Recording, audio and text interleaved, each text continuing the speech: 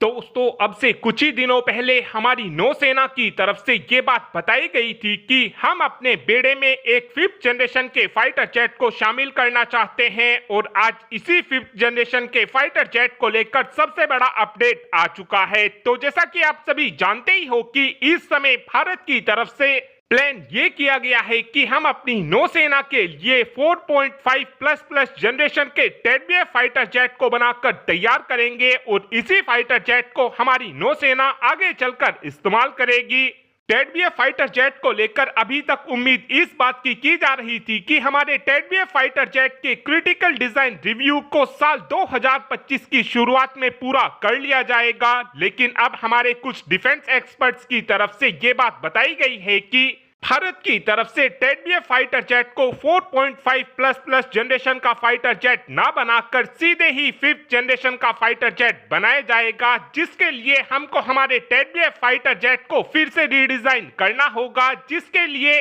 हमको टेडबीएफ fighter jet के air intake, fuselage के अंदर बदलाव करने होंगे। साथ में हमको टेडबीएफ फाइटर जेट के अंदर एक इंटरनल वेपन बे को भी लगाना होगा, जब ही जाकर हम अपने टेडबीएफ फाइटर जेट को एक प्रॉपर स्टेल्थ फाइटर जेट बना पाएंगे।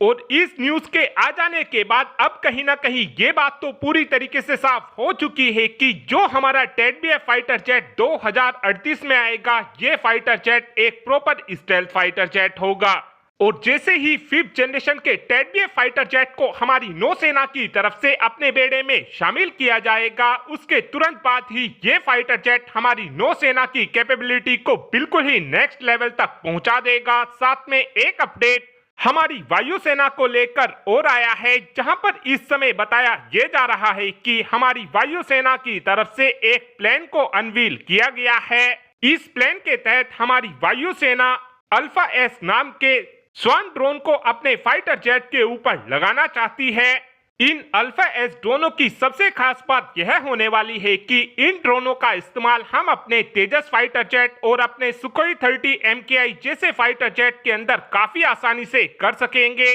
हमारे फाइटर जेट के अंदर इन स्वान ड्रोन के लगे होने का हमको सबसे बड़ा फायदा यह मिलेगा कि इन ड्रोनों की मदद से हम पूरी सटीकता के साथ दुश्मन देश की लोकेशन पर एक्यूरेटली टारगेट को हिट कर पाएंगे, क्योंकि इन ड्रोन के आगे की ओर कैमरे लगे होंगे, जिस कारण हमको लास्ट मोमेंट तक ये पता चलता रहेगा कि टारगेट की तरफ से कहीं मूव तो नहीं किया जा रहा है। और अगर टारगेट की तरफ से मूव भी किया जाता है तो उस कंडीशन में भी हमारे ये स्वान ड्रोन पूरी सटीकता के साथ टारगेट को हिट कर सकेंगे। इन ड्रोन के अंदर advance automatic target recognition capability होने वाली है और इन ड्रोनों के अंदर आर्टिफिशियल इंटेलिजेंस का भी इस्तेमाल किया जाएगा। इन ड्रोनों का हमको सबसे बड़ा फायदा यह होगा कि ये ड्रोन हमारी वायुसेना की मिशन कॉस्ट को काफी ज्यादा कम कर देंगे। ऐसा मैं इसलिए भी बोल रहा हूं क्योंकि जहां पर इस समय अगर हमको एक टारगेट को हिट करना होता है तो उस कंडीशन में हमारी वायुसेना को अस्त्र